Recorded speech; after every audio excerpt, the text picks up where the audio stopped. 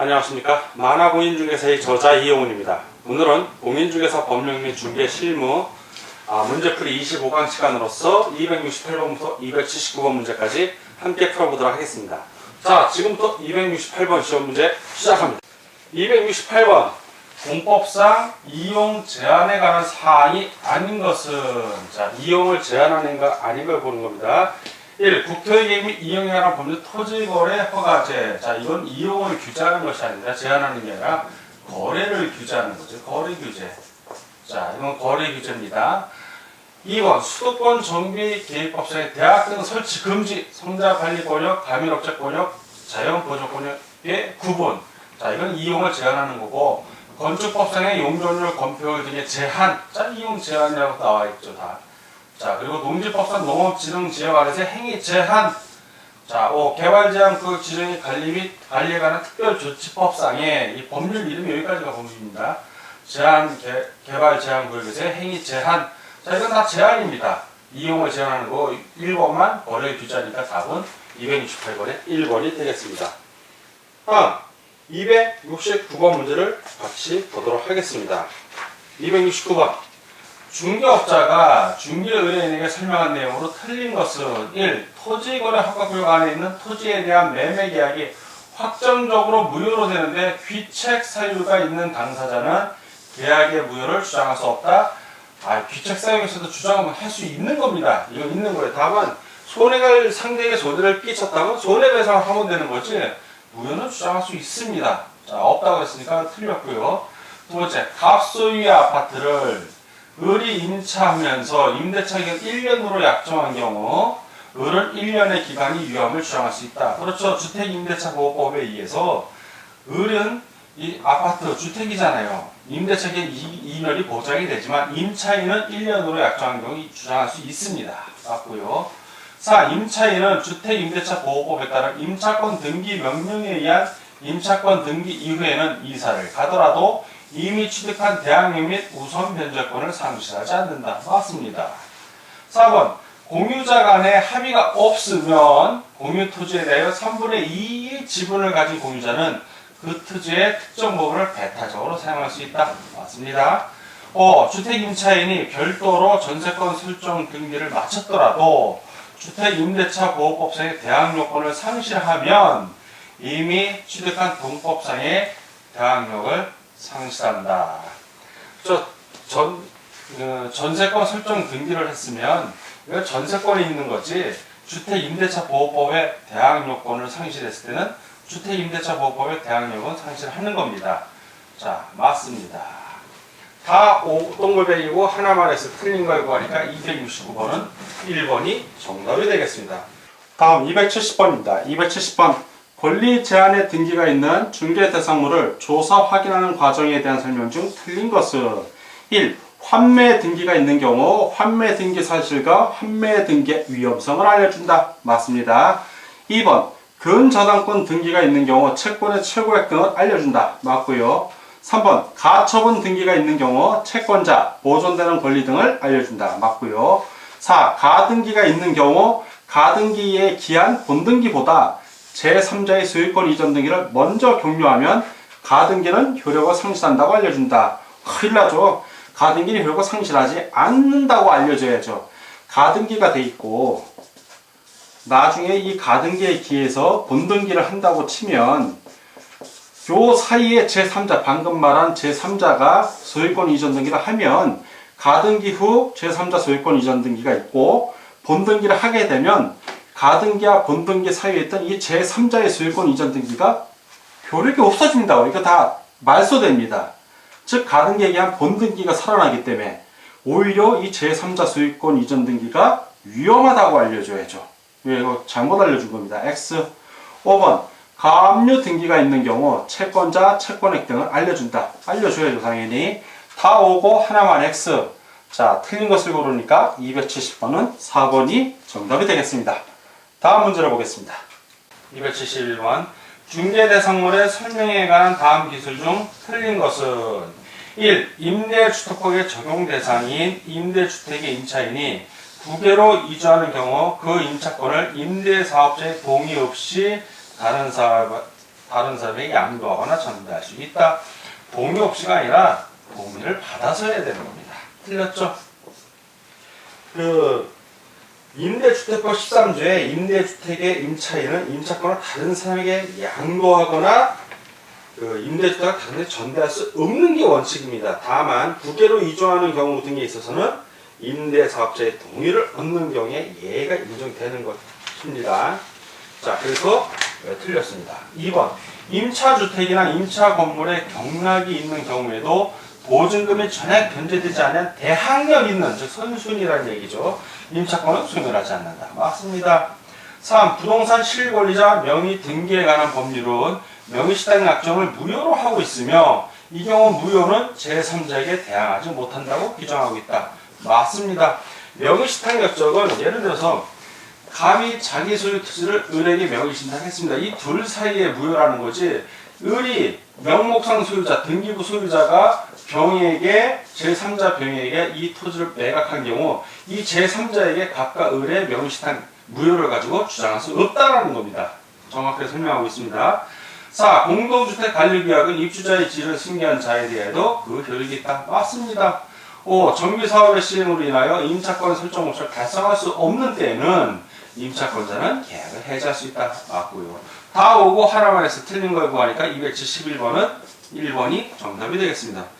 272번 중개업자가 임목에 관한 법률 소정의 임목에 관하여 중개하면서 설명한 내용 중 틀린 것은 1번 소유권 보존 등기를 받을 수 있는 20개 집단은 임목 등록 원부에 등록된 것에 한정된다. 맞습니다. 2번 임목의 소유자는 토지와 분리하여 임목을 양도할 수 있다. 맞고요. 임목도 하나의 준부동산으로 간주되는 겁니다. 3. 임목을 목적으로 하는 저당권의 효력은, 자, 임목의 저당권이 설정됐다는 얘기입니다. 임목을 별채한 경우에 그 토지로부터 분리된 수목에 대해도 미치죠. 당연히 임목에 했으니까 않는다라고 했으니까 이거 틀렸습니다.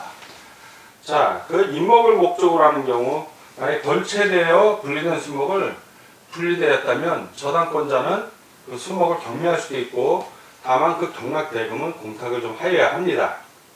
자, 4번 임목이 경매, 기타 사유로 토지와 임목이 각각 다른 소유자에게 속하게 된 경우 토지 소유자는 임목 소유자에 대하여 지상권을 설정한 것으로 본다. 자, 이거 법정지상권이죠? 예, 맞습니다. 5. 임목을 저당권의 목적으로 하고자 하는 자는 그 임목을 보험에 붙여야 한다. 맞습니다. 다 오고 하나만 X 틀린 걸 구하니까 272번은 3번이 정답이 되겠습니다. 다음 273번 문제를 같이 보도록 하겠습니다. 273번 중개업자가 공장 부지를 중개하면서 설명한 내용 중 틀린 것은, 자, 하나씩 보겠습니다. 1번 공장 입지 선정 시에는 원자재, 제품 등의 운송과 관련한 물류 비용을 고려해야 한다. 그렇죠. 공장 입지 선정할 때는 고려해야 됩니다. 2. 지방세법상 공장을 증설하기 위하여 유치지역 안에 사업용 부동산을 취득하는 경우는 취득세, 중과세에 대해서 제외된다.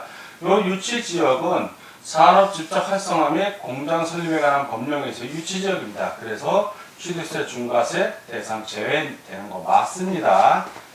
3번 현장 조사에서 공장 입지와 도로 접근성, 용수 확보 등을 중시한다. 그렇죠. 도로 접근성 중요하고 용수 쓸 수 있는 물 중요합니다. 공해 발생 정도가 높은 공장은 도시용 공장으로 지정됐습니다. 도시용 공장으로 지정되면 공해 발생도가 낮아야죠. 낮은 공장이죠. 틀렸죠. 5. 아파트형 공장에는 벤처기업을 영위하기 위한 시설이 입주할 수 있다. 맞습니다. 다 오고 하나만 X 틀린 걸 구하니까 273번은 4번이 정답이 되겠습니다. 다음 274번 문제를 같이 보도록 하겠습니다. 274번 농지법에 의한 농지취득 자격 증명제에 관한 설명을 가장 올바른 것은 1. 농지를 취득하고 하는 자는 농지소재지 관할 시구 농구청장이 아니라 시구읍면장으로부터 농지취득 자격 증명을 발급받아야 합니다. 군수는 해당 사항 없습니다. 자, 틀렸고요. 두 번째, 농지에 대하여 토지거래 허가를 받은 경우에도 농지취득 자격 증명이 필요하다. 토지거래 허가 받은 경우에는 필요 없답니다. 3. 경매에 의하여 토지거래 허가를 받은 경우 농지취득 자격증명이 필요 없다. 경매에 의한 경우에 이 경우에는 필요합니다. 경매에 의해서 낙찰받은 경우니까 이 경우는 필요합니다. 4. 주말 체험 영농을 하는 자는 1000제곱미터의 농지에 한하여 농지 소유 시 1000제곱미터 미만의 농지는 소유할 수 있습니다. 다만 농지취득 자격증명은 필요합니다. 이 경우에도. 5번 상속에 의한 농지취득 시 농지취득 자격증명이 필요 없다. 1만 제곱미터 이하인 경우에 상속에 의한 농지취득 시 농지취득 자격증명이 필요 없습니다. 다 X고 하나만 오 가장 올바른 것이니까 5번이 정답이 되겠습니다. 다음 275번 문제를 같이 보도록 하겠습니다. 275번 중개업자가 토지를 중개하면서 설명한 것은 틀린 것은 1.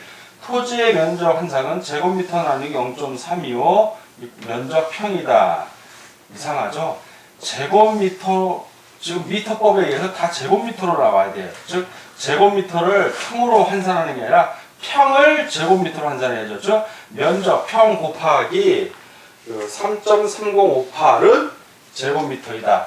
면적이다. 이렇게 나와야 된다. 이건 틀린 겁니다. 반대로 설명해 놨기 때문에. 2번 토지 소유권의 범위는 다른 특별한 사정이 없는 한 현실의 경계와 관계없이 지적공부상의 경계와 면적에 의해 확정된다. 맞습니다. 지적도에 의해서 확정됩니다.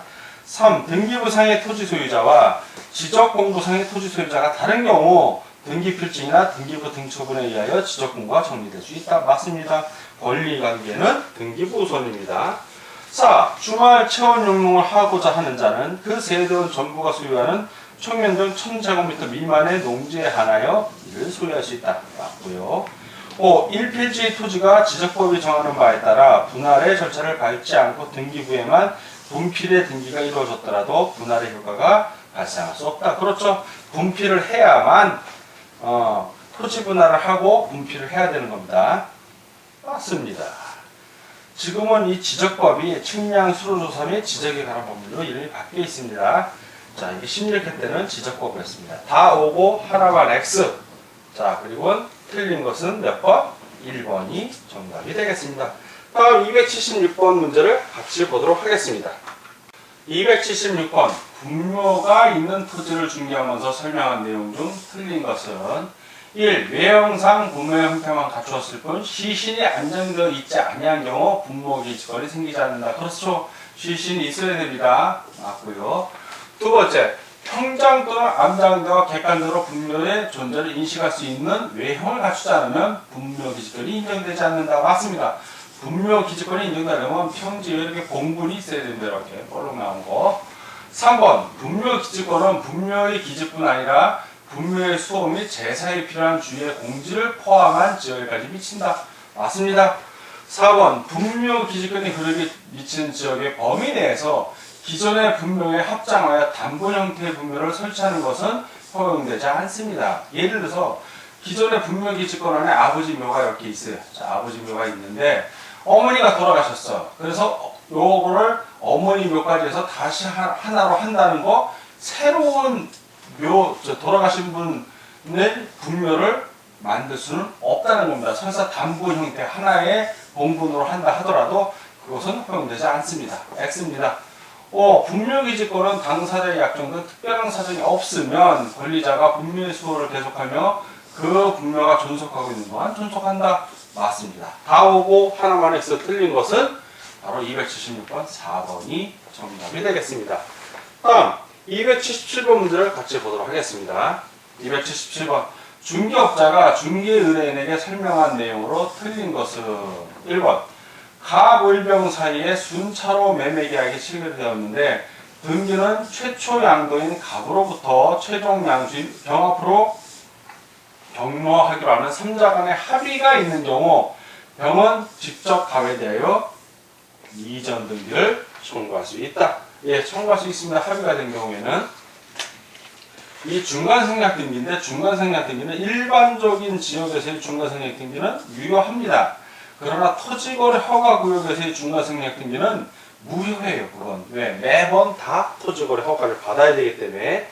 2번 갑소유의 대지 위에 을이 무단으로 건물을 신축하였더라도 그 건물의 소유권은 을에게 속한다. 그렇죠. 대신 갑은 그 을이 무단 침입한 거에 대해서 철거를 요구할 수 있는 겁니다. 자, 맞는 지문이 되겠습니다.